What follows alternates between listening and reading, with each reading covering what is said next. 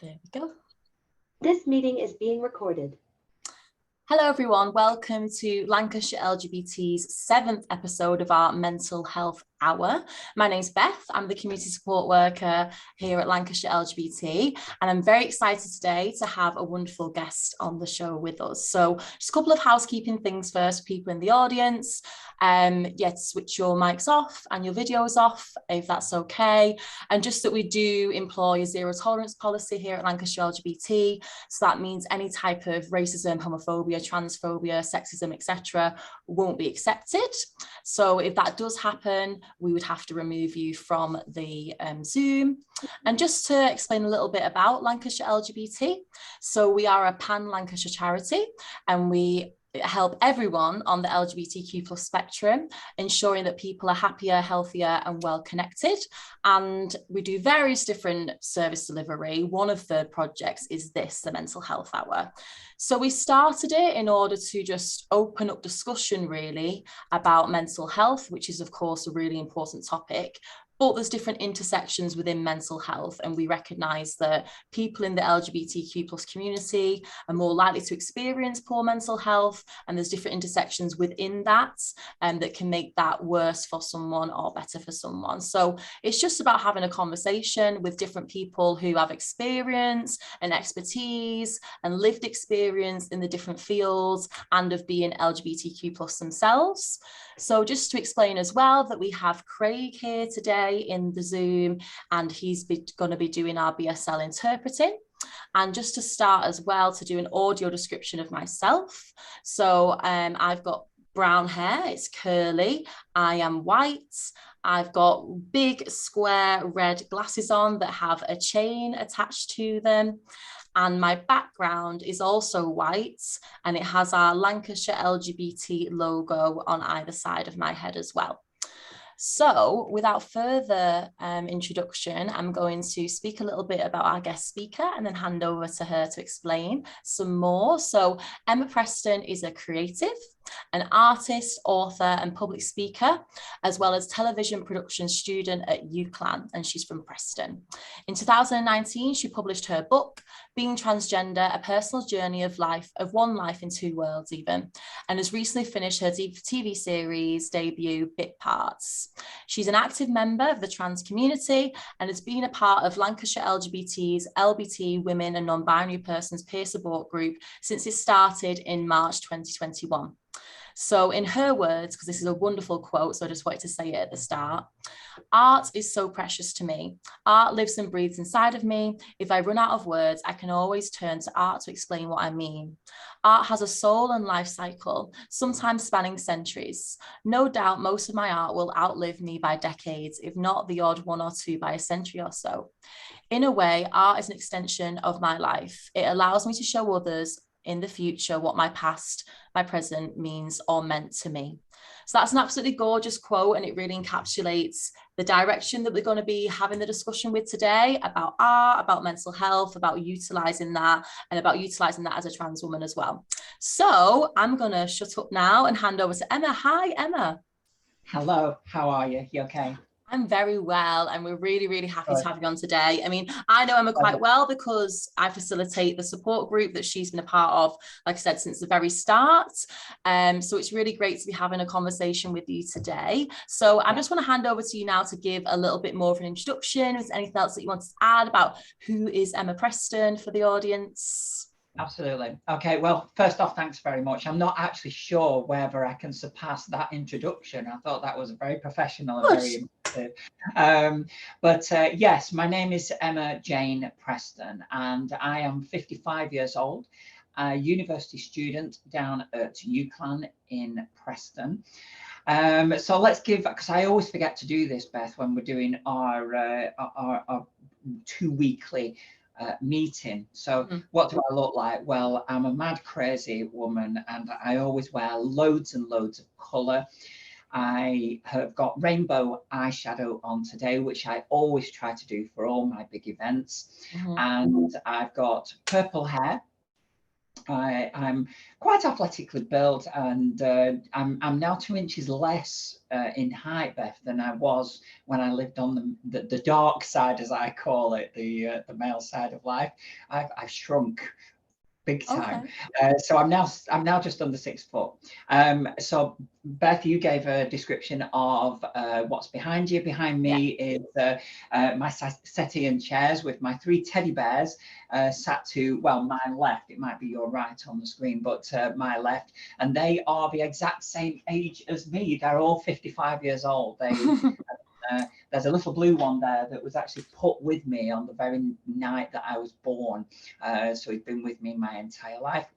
My walls are all white, and on there is just some of the art that I do. It's all very colourful and very rainbow-like. Not all my art is like that, but this is.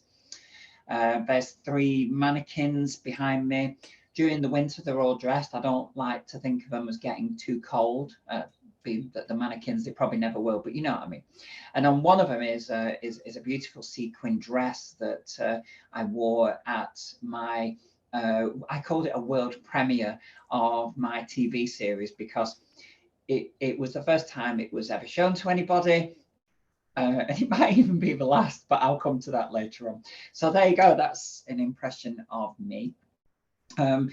I live just outside of Preston in Longridge, and life is good right now, but it wasn't always good. And we are talking mental health, and also trying to combine that a bit with how art has helped me through time to try and recover that lost sense of self. Yeah, because a dark space isn't the right self, is it? So yeah, I'm going to try and explore that a little bit.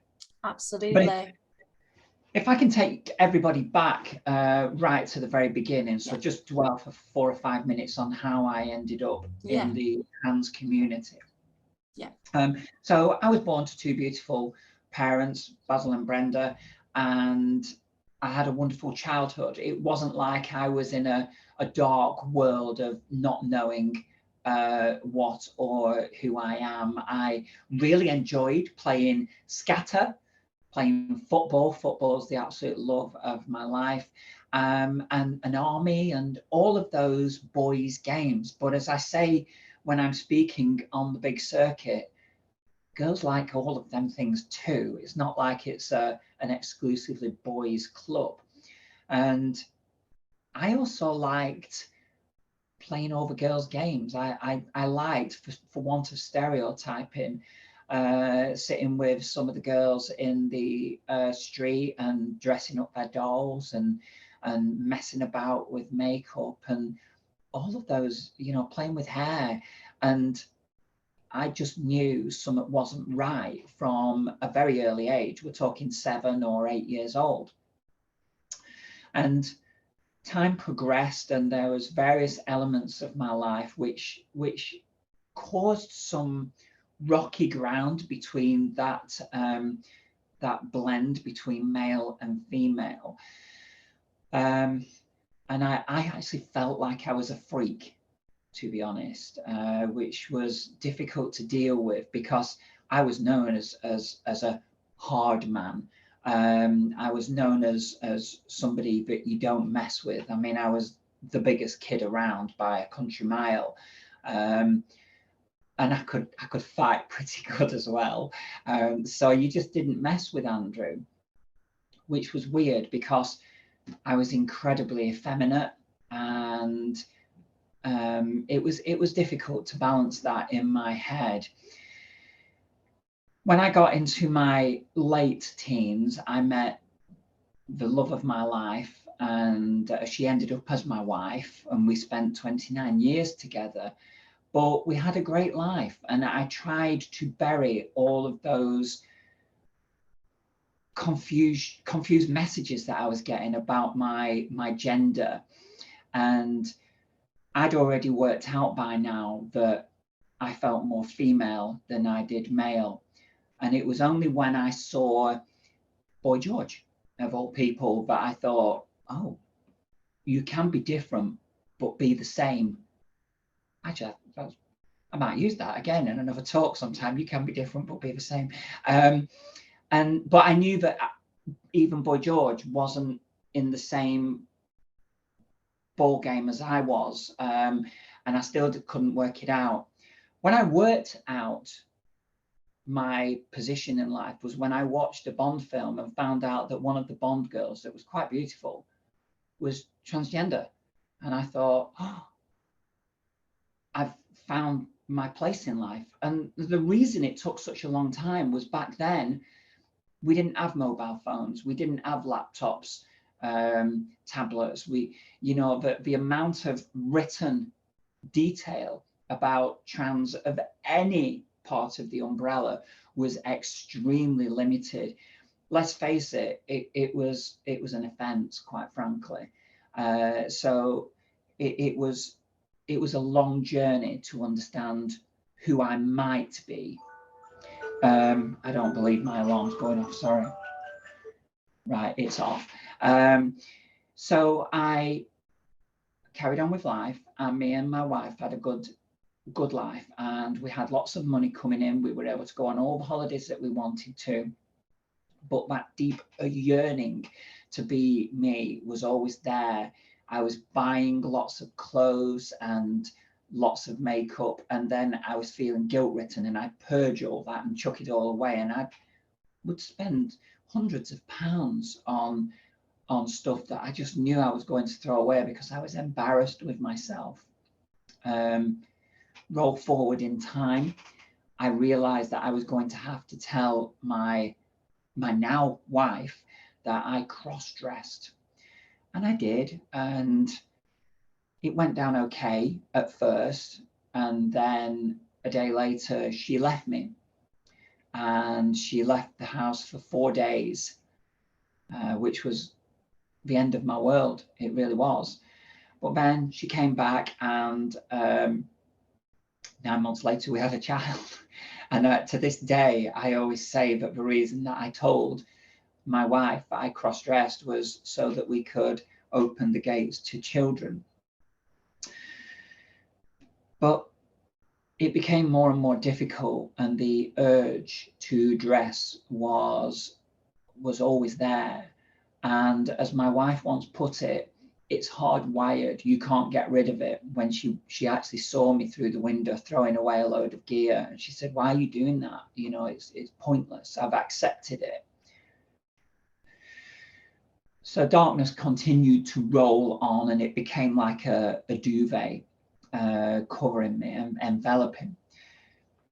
And then many years later, it was 23rd of May, actually 25th of May, 2013 and 2014. And my wife said she'd fallen out of love with me. It's just one of those things. These things happen, don't they? You know, there are relationship breakdowns all the time. I decided on that day that I would never lie for the rest of my life. You see, Beth, I'd lived a life of cloak and daggers, smoke and mirrors. I cheated my way through life. I'd not cheated on, but cheated my way through life. And I'd lied to make sure that I got what I want, because it was like a drug. I absolutely needed to blossom out into the female that I was. And then heartbreak when I had to take the mask off. So I just accepted that my wife had fallen out of love, and suddenly we were leading separate lives, upstairs, downstairs. And then on the 7th of September that year, which was my 48th birthday, my wife said, "Are you telling me everything about cross-dressing?" Well, of course I wasn't. But you see, these moments in your life, these super pivotal moments, come very few and far between. You have big moments, but these critical moments, maybe you have 3 or 4 your entire life. And she said to me, "Are you telling me everything?" Well, the answer, of course, was no, I'm not. And I needed to tell her. But I did have a choice. I could have left the status quo as it was. I had a good life. I was okay. I was able to dress whenever I wanted. But I still wasn't me, Beth. So I chose to tell my wife. And there starts the fairy tale. And unfortunately, like all fairy tales, most of the time, 90% of a fairy tale is dark, really dark. And mine was no different. So that brings us, right up to 2015. And I stepped out the door for the first time as me on the 5th of January 2015. Changed my name on the 15th of January 2015. And then I'd already been taking hormones for 2 months by then. And I started noticing a difference.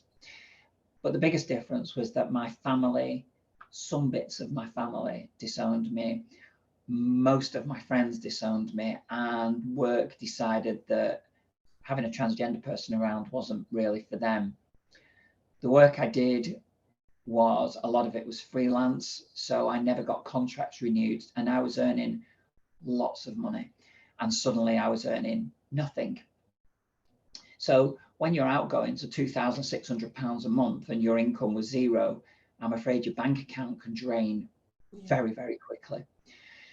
And that's exactly what happened. I went from having a lot of money in the bank to having £30,000 worth of debt, because I was living in a house where by now I was paying my own mortgage, rent, my council tax, well, all my bills basically. Yeah. And at the same time, I was paying for the family home and every single bill there as well.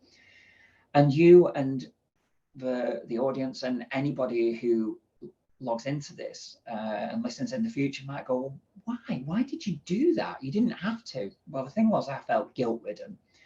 I felt guilt-ridden for choosing the path which gave me what I wanted and actually potentially could tear the family apart. The thing is, it really is hardwired, and there was only two options, life or death. And I don't say that lightly. It really was the option of life or death, because I was quite prepared to take my own life. And as you know, but I'm about to tell listeners, I did attempt that. I actually attempted twice. Fortunately, I'm extremely rubbish at suicide attempts. The proof of the pudding is that I'm sat here talking to you. So darkness continued to roll in to the point where it was like being in a cavern. I had no friends. I had no work. Family, immediate family, were rallying round, but that isn't enough to get you through.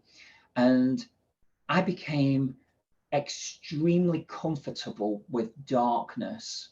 Right. And I liken it to Star Wars. And when I'm speaking on the big stage, I try to paint pictures.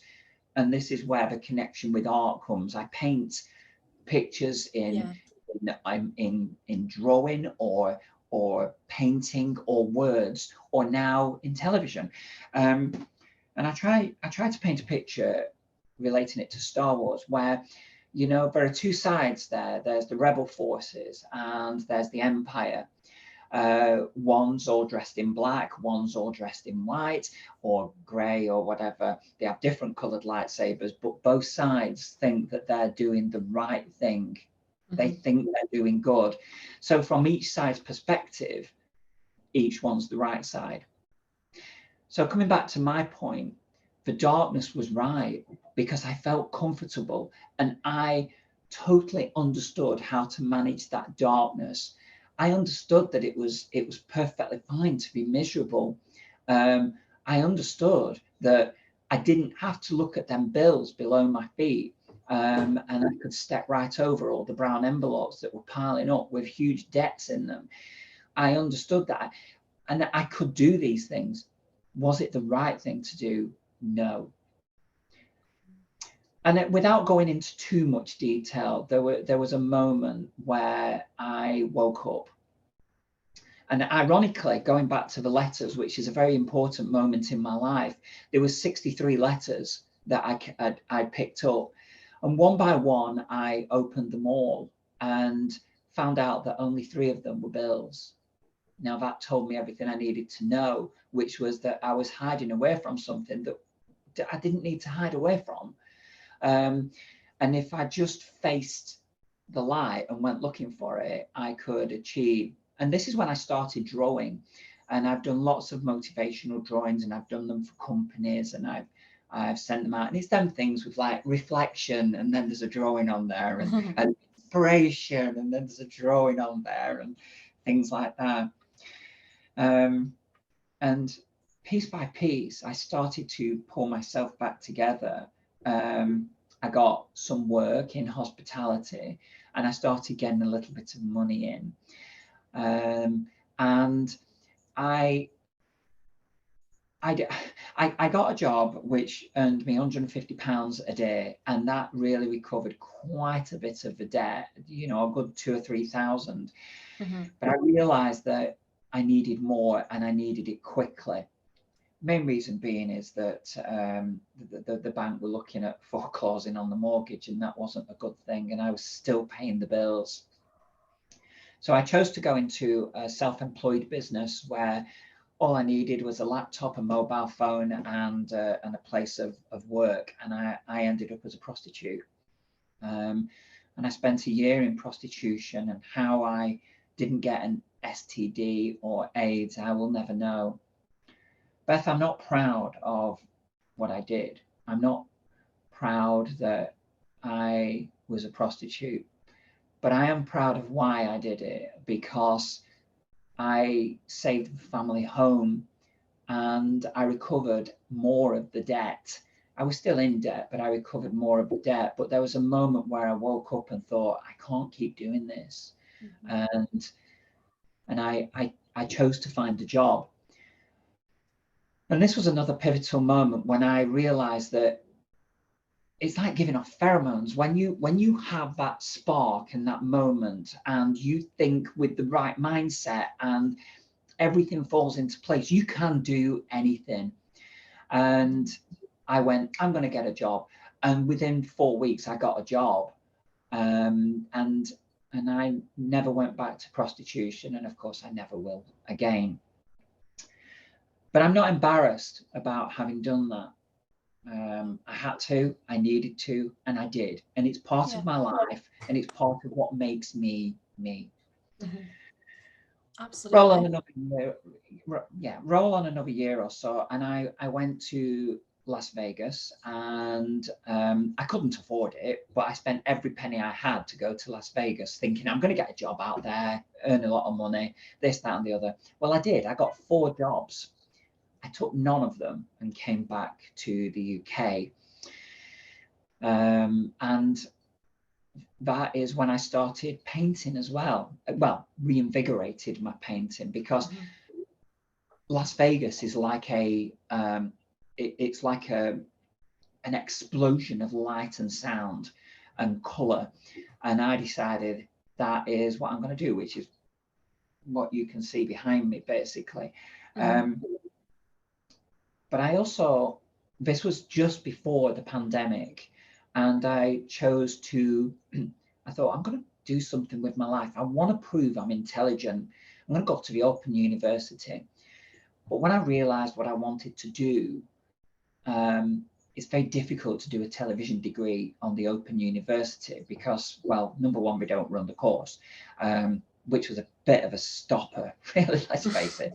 But number two, they couldn't anyway, because you need cameras and a gallery and things like that.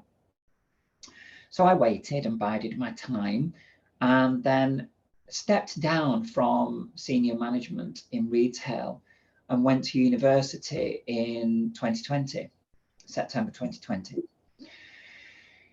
And this is when all of my art exploded, and I realized that it was saving my life, because I was able to express anything I wanted in life through art. And art doesn't stop at the paintings behind me. Art can be anything: dance, drawing, painting, speaking, how you wear your chains on your glasses. You know, it can be anything, can't it? And I chose to express myself through that. Fortunately, making television is a wonderful way, because number one, I get to boss people around, and number 2, I get to make all sorts of different magical elements, one of which I'll come back to shortly. But the art that, unless visually impaired, you can see behind me is an extension of who I am. And these are just 4 of about 100 paintings that I've got. Some of them are on the wall, most of them are not. And they're what I feel at the time. There's a very dark painting to the left of me, which I did when I was very low. There's a painting right above me here that I did when I was just in the middle of a field, which I think you might have seen before, Beth. There's paintings to the side of me. Thank you. There are paintings to the side of me that look like real rainbows, and they're all feelings that I had at the time. And whatever I'm feeling is whatever goes down on the canvas. But all the while I was doing this, I was writing a book, which is another extension of art. And the book was incredibly successful. I'd started writing it on the 27th of September of 2014, a little bit after I'd made the decision to transition. And I finished it on the 25th of December 2018, and then published it on the 26th of January 2019. And it's this book right here. Yes, be good to see it. There we go. Transgender. And this book was a legacy. And the first half of the book tells the whole of my journey up to the 7th of September 2014, when my wife asked that question. And then the second half of the book is from 2014 to 2018. And it talks about real dark times. It's 25 chapters, but one of the chapters is numbered 101, which is a reference to room 101, because I wanted to lock away prostitution. And the only reason I can talk about that now is because I've got it in that book, and that key's gone now. I can't find that key again. But that book went to number 1 in the world. It knocked Graham Norton and Caitlyn Jenner off number 1 spot, and it stayed there for 8 days. So I'm very, very proud of that book. However, it also ruined my life, because on the 7th of February that year, 2019, my children stopped talking to me. And it was only on the 6th of April this year that my son came back into my life and actually attended bit part nights, which I believe you met my son. Yeah. That was a wonderful moment. I'm just waiting for my daughter to come back in my life now, and I'm sure she will. And I just keep working hard to get that going. But the great thing about now is that I'm so in control of my life that I can talk about these things without breaking down, which wasn't the case 2 years ago. And in fact, I think when me and you first met, I still found it very difficult and raw to talk about these things then. But going back to art, so art is an extension and an expression of me. So it's like every single drawing or painting or book or program that I make is leaving a little imprint of me behind. And that's really important to remember, because I do suffer from bipolar personality disorder. I didn't even know that was a thing. I know bipolar was, and I know personality disorder was, but I now know there's a blend of the two. And I suffered from depression. And the problem with that is, when you've suffered from these things, it's almost impossible to get away from them. It's like alcoholism or drug taking. When you've been there, one shot or one drink is all it takes to take you down again. And it's very similar with dark spaces. And I saw that very recently with this. which is, you know this already, Beth, I do know it. Don't. And for any person who's visually impaired who's listening, this is a brochure that I'm holding up. It's called Bit Parts, and it's a TV series that was my entire life for 8 months. And Beth, our host, has lived through this with me on the journey. And sometimes I've not been able to attend our meetings, have I, Beth, because I've been so busy with this. Yeah. And Bit Parts was a what's called a student initiated module, which means that basically I was given a blank piece of paper to do exactly what I wanted, so long as it could be graded and was relevant to television. And the irony of it being a blank piece of paper was that's literally where I started, well, on a computer, because I chose to create a TV series far beyond anything that anybody has ever attempted in university before. And I started writing a TV script, which ended up 72 pages long. Do excuse me while I just get a sip of. That's got 2 spoonfuls of coffee in, Beth. That has. I'm very tired. I then wrote a script, and in December of that year, I remember speaking to the group and yourself and saying, I think I've created a bit of a monster here. It's a bit bigger than I can possibly ever have imagined. So I invited my colleague, Phoebe, to join me as producer on the show. And I remember on the 18th of January this year, we sat in one of the booths in the library and she said to me, so Emma, just to confirm, we've got 16 weeks to make this. Well, 15 weeks and 6 days to find 6 actors, find 6 locations, find all of the catering, make a TV show, edit it and submit it, and then try to get it commissioned. I went, yeah. Looking back now, I think, oh my God, how did we do it? But we did. You did do it. We did. And we did it because I believe I suffer with perfectionism through bipolar. So everything I try to do to absolute perfection. Right. And the connection here is about the dark space, because when I got my result a week ago today, actually, I was mortified because I only scored 87 out of 100. That's so good. Well, everybody else in the world said that as well, except for Emma Preston, who said, well, that's disgraceful because I was aiming for 95.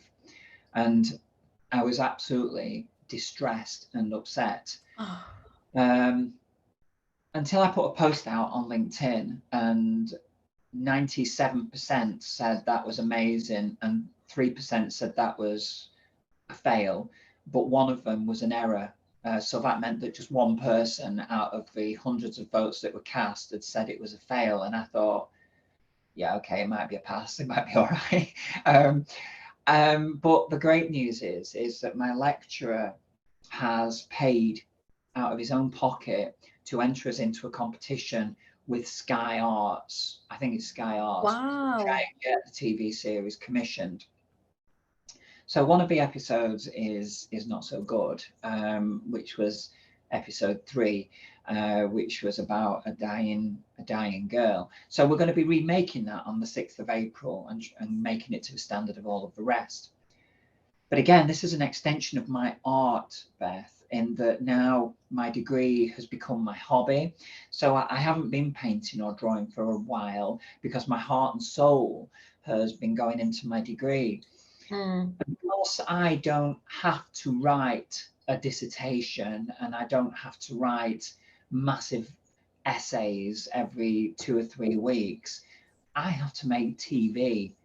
And that's a wonderful, wonderful thing to be able to do, to bring laughs and crying. And I saw lots and lots of tears on Bit Part Night, especially with the dying girl. And I witnessed an entire audience laughing their heads off at Evan, the secret agent, and I saw people horrified at Michael, the gunman, and I did that, and I created it and directed it and edited it along with my producer Phoebe. So that's, for me, is what I want to become my legacy. And my mission now is to end up within the next 10 years being able to have my name in credits as the director of a real TV show. And maybe that will be it. Maybe bit parts will be it. Maybe it will end up on Sky. Maybe. But it's not yet. So my journey isn't over. And I've got a long, long way to go. But art will always be there for me in so many different ways. Well, all except for dancing. I'm not a great dancer. But I can do most other things, and I can do them good. What I want to do is be able to do television brilliantly. But there is one last thing in that my art, the paintings, I in a competition in late October, Art Battle of Manchester, and I'm not entering it to be an entrant. I'm entering it to win. It won't bring me anything other than that I'll win. I don't even know if there's a prize, but to be in there with an audience of 300 or 400 battling against 9 other competitors to show that my art's the best, that'll do me. But I don't do anything by halves. It's either all or nothing, perfect or poor, black and white. It's 1 or 0. It's binary for me. And sadly, my bipolar doesn't see everything in between. It's extremes. But I guess that's what bipolar literally means, isn't it? It's one end or the other. And that'll always be the case. So when I'm in a dark space, I always, always go back to my art. But I guess my final thing is that in the last 2 years, I've embraced a phrase which comes from when I changed my view as to how the world perceives me. You see, I always wanted to be the very best transgender person I could be. And I say person, okay? I don't say woman, I say very best transgender person, because I wanted to show the world that a transgender person is a human being. Yeah. And if I prick myself, do I not bleed red? I'm sure some famous, I think it was called Shakespeare, said that once upon a time, but it's true. My blood's the same color as everybody else's. And out of that was born a phrase that I now live by, which is, if I can think it, it must be possible. And everything that I've thunked so far, I've been able to achieve, including if I can think that I can possibly make an entire TV series when all I had to do was make one 30-minute show, well, that wasn't good enough for me. I needed to do more. And the university supported me. They gave me one of the biggest grants ever given out, me and Phoebe, and we did it. And we did it because I asked the question, is it possible? And the answer is yeah. So that's my leaving gift from this bit of the talk, which is, if you can think it, you're halfway there. It's got to be possible because you're asking the question. So now you've asked the question, go out there and find the answer. Yeah. And now my answers come in television, whereas before, and it will in the future as well, came in art.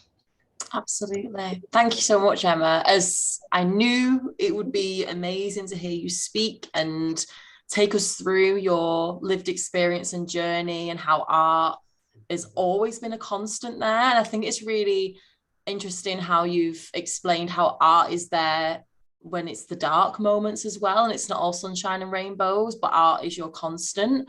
So with that, I just wanted to ask, before we move on to the other question and have a little bit of discussion, what would you say to anyone who's watching this on YouTube or is listening now and is thinking that they, maybe a lot of people, because I've been here myself, don't consider themselves an artist or even a creative, even though that's not the case. We all know that everyone can be creative in some way. And our group, because we've done a lot of creative stuff and art stuff within our group that Emma's a part of, and we're actually going to be exhibiting that work in September with UCLan. So what would you be your kind of suggestions or guidance to someone who wants to get into art as a means to help them with their mental health, but doesn't know how to start or where to start? Okay, yeah, I get the question. I get the point. Okay, so when we're born, the first thing we do is lie on our backs for 8 or 9 weeks, and then we work out how to roll over. Then we work out how to push ourselves up into a crawling position. And then after between 6 months and 9 months, we work out that there's a settee there and we can put our hands on it and we can stand up. And then mummy or daddy or sister or brother or auntie or grandma with a bit of a old mustache seems to grab hold of our hands and we're hobbling around, and everything's learned, isn't it? But quite frankly, if you draw a stick man, is that not art? You know, and do you have to do a painting the quality of Gauguin or Gainsborough or my favorite artist Constable? No. My art is very, very abstract, and some people might go, well, that's just a great big splodge of color. Oh no, it isn't.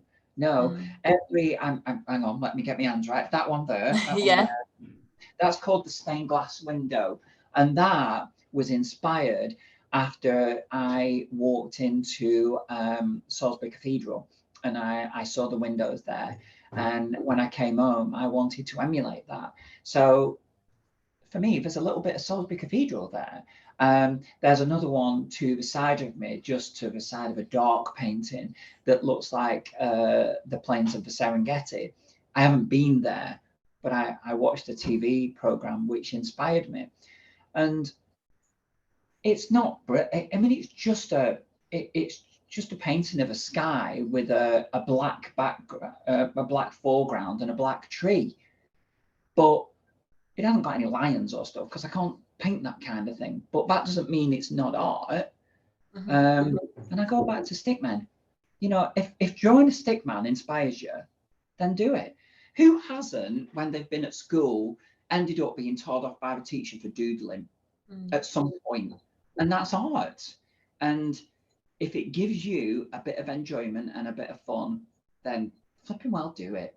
Because I smile even when I draw an arrow on the top of a sheet when I'm in a meeting, because usually arrows are pointing me in a direction, and it always makes me smile. Art's art. It doesn't matter what anybody else thinks. If it inspires you and pleases you, it's art. Yeah, absolutely. I couldn't agree more. And I'm just interested to see whether you think there's a difference between, you know, art and using art to sort of, like you say, depict something that you've been inspired by, like something that you've seen, like a landscape or, you know, a chapel, like you were mentioning there, cathedral, and then creating a piece that is like representative of pain or maybe something to do with your identity. Do you think there's like a distinction there? Like, is one more sort of like, you know, is the art to kind of sort of distract or to think about something different, and then the other stuff is like more emotional? Okay, so if I can change it from drawing art, painting and drawing art to writing. Yes, okay. Absolutely. So in the back of this book, it just says, put on your own oxygen mask before trying to save everyone else's. That's the very last words I wrote there. Now, what I didn't realize, because right at the beginning I say, if I can just save one life. The thing is, I think writing this book, even though I did have 2 people that wrote back to me from all over the world who said, I chose not to commit suicide today because I read your book. Genuine comment, true comment. Actually, what I realized, Beth, was I was saving myself, because I was letting go of the pain that I'd suffered through this book. And the extension of that is everything I've done since, that I have been able to reflect on something that's happened by drawing, by painting, by now making TV. And actually most of my brilliant work, and some of it is brilliant, and I'm big-headed enough to say it, most of it is just average, but some of it is brilliant, has been done when I've been in my darkest moments. Most people it will be the other way around, but for me it is that way. And I've got bags full of paint behind this chair here, ready to do stuff. And now that university's not on, I probably will do a little bit. But I'm not sure, has that answered your question? I'm not sure. Yeah, it's answered it in however way that you wanted to answer it, so that's perfect. Absolutely. Okay, so before we move on to there's been a pre-submitted question. I just wanted to see if there's anything that you wanted to add about, anything that's been discussed today, or what's next for you with your art as a means to help and process your mental health and stuff like that. Yeah, I'll just spend a couple of minutes there. So I'm really excited about being invited to compete at Art Battle Manchester. Yes. I don't know if it's Battle Art Manchester or Art Battle, but anyway, one or the other, I'm there. Woo! I'm already writing another book called Being Human. Wow. Which probably won't get me into quite so much trouble. Yeah, but it's a long process. It took me 4.5 years to write that one. It'll probably take 4.5 years to write this one. I don't know what I'm going to do in my 3rd year at uni. I've already told them I'm not working anywhere near as hard as I did this year. But come on, Beth, we both know me, don't we? Yeah, we know you will. And I'm very excited that it looks like I'm going to be getting some work experience at ITV, Granada Reports. I spent the entire day with Granada Reports at their request Monday before last. Got to meet Lucy Meacock. Oh my God, that was the best thing ever. And got a picture with Gamal and Lucy. That's on my LinkedIn and my Facebook profile now. And Lucy did say to me, I hope we're going to get to see a lot more of you, Emma. And I was like, well, yeah, so do I. And next time I hope to be calling for shots from the gallery. So it was just a wonderful experience. So that's possible. Year 3 starts late September, and I don't know what's coming up there. I've got a plan to do, which I need to talk to you about actually. I plan to reinvigorate LGB Talks, which was my radio show, but this time do it properly, but do it as a TV / YouTube / TikTok kind of thing. So I've got that in the back of my mind. And yeah, I don't know if I've got much more time to do much else, but yeah, that's plenty. Now, it's just adding to my portfolio of life, because I believe that every day I get up is the beginning of a new life. Absolutely. And that's plenty to be going with. Also, just to say, I forgot to mention that 87% is phenomenal. Right, so yeah, exactly. That's it's unheard of to get that high. For people who don't know about like university scoring, that's a very high first. That's incredible. And Emma, you've done insanely well there, which obviously I expected, because Bit Parts became so much more than just a student project, didn't it? Yeah, it did. Yeah. So big congratulations there. Okay, so we've had a question submitted that we can go to now, and it was submitted by someone that has signed on. So they've asked, what are your top tips for being a trans ally, Emma? Oh, good question. Okay, so I think I love all of my trans allies, and I have a plethora everywhere. And listen, I don't mean listen you lot, I mean listen. That's what a trans ally can do. Be there, listen, be there as a shoulder. Don't give advice, but be prepared to offer advice when you're asked. I think the worst thing is for a person in any part of the LGBTQ world is too many people are always prepared to go, hey, I'll tell you what you should be doing. No. we're not ready to hear what you've got to say until we are prepared to hear it. Because, you know, hearing is done with your ears, listening is done with your brain. And if your brain isn't switched on, then you know what, you can talk at me all you like, but you can't talk to me until I'm ready to hear it. So that's really one part of it. Mm-hmm. The other part is to understand that everybody's journey is very different. Yeah. So what might have worked for Bob might not work for Rita. You know, it's like you need to listen to the whole story before making your own decisions or assumptions. Sometimes assumptions can be correct as well. You know, just because you assume doesn't make it wrong, but it's about being prepared to have to listen an awful lot. And for a lot of people, that is really, really hard because you're biting and chomping at the bit to give your opinion. But that is a perfect way to push people away. And for me, that's the big issue. That's the big thing is be prepared to listen and just be there. Just be there for when somebody falls into that dark space, because it's going to happen. It's going to happen. It always does. I know very few people, if any, in the LGBTQ world that haven't suffered some dark time at some point. Yeah, absolutely. Well, I mean, living in a society that is not built for LGBTQ plus people, that is inevitable, unfortunately, due to the structural inequalities that we live with still. Okay, so that was a very brilliant, articulate answer to that question. Thank you so much, Emma.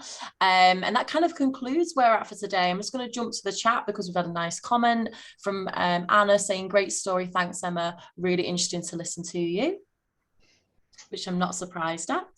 I love Anna. I love her so much, and she was actually very fundamental in helping us with episode 4, Michael. Oh, wow. So thank you for that, Anna. And if I haven't sent you the episode, I promise I will. Wonderful. So just finally, Emma, and we can put this in the description of the YouTube video as well, where can people find you if they want to follow like your work and stuff online? Because I know that you do sort of speak out online, and people might want to follow your artwork in the future and see how Bit Parts is doing. So where can they find you? Okay, so I'm on Twitter at Jayne Preston, and Instagram same handle. But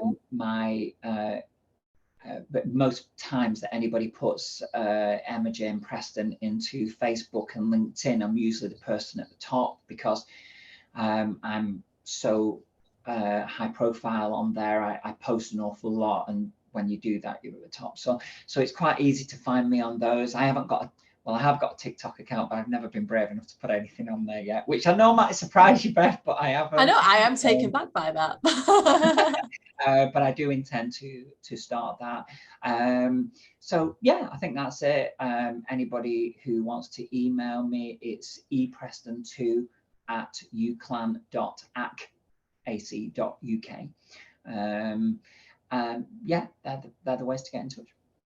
Perfect. Thank you so much, Emma. I've been wanting to do this with you for a while, and I'm so happy that we finally got around to it. And I just know for a fact that this session, this discussion will help people, whoever listens to it, and they'll be able to take something away from it. So thank you so much for coming on. Absolute pleasure.